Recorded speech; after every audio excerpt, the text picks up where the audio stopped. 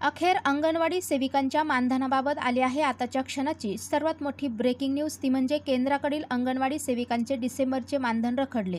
पाहूया याबाबत सविस्तर. तत्पूर्वी चॅनलला अजूनही सबस्क्राईब केले नसेल तर सबस्क्राईब करा, समोरील बेललाही क्लिक करा, म्हणजे असेच नवनवीन लेटेस्ट अपडेट तुम्हाला पाहता येतील.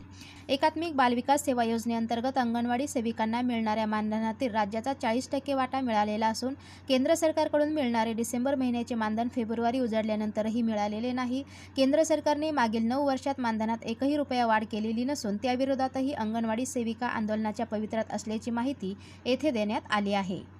अंगणवाडी सेविका व मदतनीसांच्या थेट खात्यावर मानधन जमा करण्याच्या संदर्भाने केंद्र सरकारने स्पर्श प्रणाली सुरू केली असून त्यामुळे मानधन रखडल्याचे अंगणवाडी सेविका व मदतनीसांसाठी करणाऱ्या संघटनांकडून सांगण्यात येत आहे. केंद्र सरकारकडून अंगणवाडी सेविकांना 4,500 रुपयांचे मानधन देण्यात येते. एकूण मानधनामध्ये केंद्राचा 60% वाटा तर राज्याचा 40% वाटा असून राज्याने वेळोवेळी मानधनात वाढ केली आहे. अंगणवाडी सेविकांच्या हाती राज्याकडून 1,500 रुपये मिळतात. केंद्राच्या रकमेपेक्षा ही रक्कम अधिक आहे.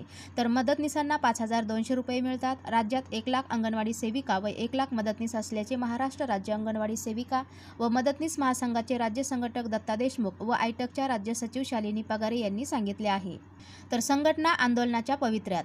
केंद्राकडून अंगणवाडी मदतनीसांचे मानधन मिळाले आहे, मात्र सेविकांचे मानधन रखडले आहे. केंद्राकडून मागील 9 वर्षांमध्ये मानधनातही वाढ करण्यात आलेली नाही. संघटना आंदोलनाच्या पवित्र्यात आहेत. या संदर्भात लवकरच संघटनात्मक पातळीवर निर्णय घेण्यात येणार आहे. शालिनी पगारे, राज्य सचिव आयटक.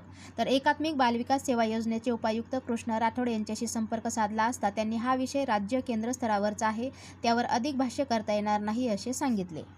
असेच नवनवीन लेटेस्ट अपडेट जाणून घेण्यासाठी आजच आपल्या चॅनलला सबस्क्राईब करा आणि समोरील बेललाही क्लिक करा. धन्यवाद.